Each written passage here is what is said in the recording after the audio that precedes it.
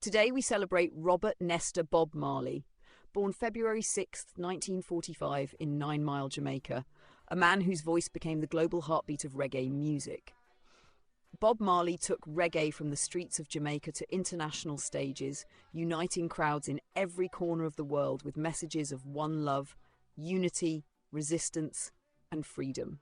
His songs weren't just hits, they were anthems that spoke to the struggles and hopes of people everywhere.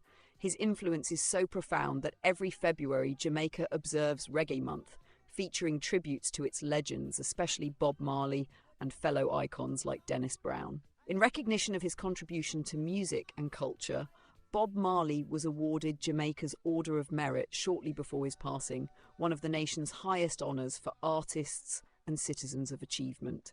Brand Jamaica Magazine honours his legacy today. Yes, my richness is life forever.